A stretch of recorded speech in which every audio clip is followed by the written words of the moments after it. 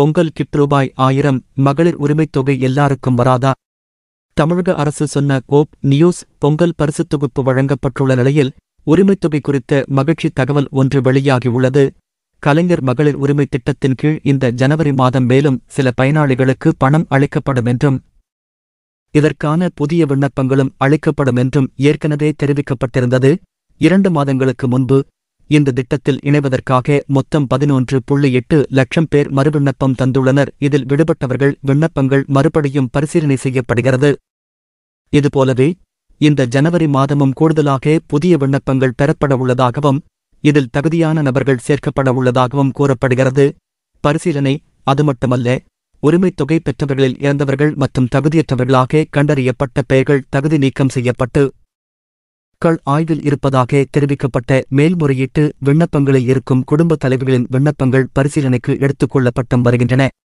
இப்படிப்பட்ட சூழலில்தான் உரிய பயனாளிகளுக்கு பொங்கல் பரிசாக முன்கூட்டியே உரிமைத் தொகையை வழங்கியிருக்கிறது தமிழக அரசு. இந்நிலையில் தமிழகத்தில் உரிமைத் தொகை கிடைக்கவில்லை என விண்ணப்பித்துள்ள 11,85,000 பெண்களுக்கும் விரைவில் உரிமைத் தொகை வழங்கப்படும் என்று உணவுத்துறை அமைச்சர் சக்கரபாணி நம்பிக்கை தெரிவித்துள்ளார். அமைச்சர் சக்கரபாணி திண்டுக்கல் மாவட்டம் ஒட்டன்சத்திரம் தொகுதிக்கு உட்பட்ட பல்வேறு ஊராட்சிகளில் பொங்கல் பரிசுத் தொகுப்பு வழங்கும் விழா நடைபெற்றது.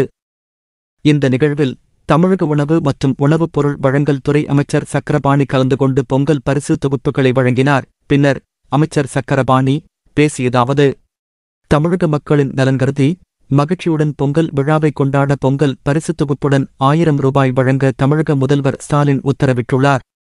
இதுவரை 1,60,05,000 குடும்ப தலைவிகளுக்கு மாதம் ரூ.1000 வழங்கப்பட்டு வருகிறது. மேலும் 7 லட்சம் குடும்பத் தலைவிகளுக்கு கலைஞர் உரிமைத் தொகை வழங்கப்பட்டுள்ளது. விண்ணப்பம் அதேபோல் உரிமைத் தொகை பெற தகுதியிருந்தும் கிடைக்கப்பெறாத 11,85,000 குடும்பத் தலைவிகள் மீண்டும் விண்ணப்பித்துள்ளனர். விரைவில் அவர்களுக்கும் மகளிர் உரிமைத் தொகை வழங்க 8 தாசில்தார், 101 துணை வட்டாட்சியர் ஆகியோரை நியமித்து நடவடிக்கை எடுக்கப்பட்டுள்ளது என்றார் அமைச்சர். இந்த மாதிரி வரக்கூடிய செய்திகள் அனைத்துமே உடனுக்குடனே தெரிஞ்சுக்கணும் அப்படின்னா டுடே ட்ரெண்டிங் டிவி சேனலை சப்ஸ்கிரைப் பண்ணிக்கோங்க. கூடவே சைடில் இருக்கிற பெல் பட்டனை கிளிக் பண்ணிக்கோங்க. அப்போ நம்ம சேனலில் வரக்கூடிய இந்த மாதிரி செய்திகள் அனைத்துமே உங்களுக்கு உடனுக்குடனே தெரிஞ்சுக்க முடியும்.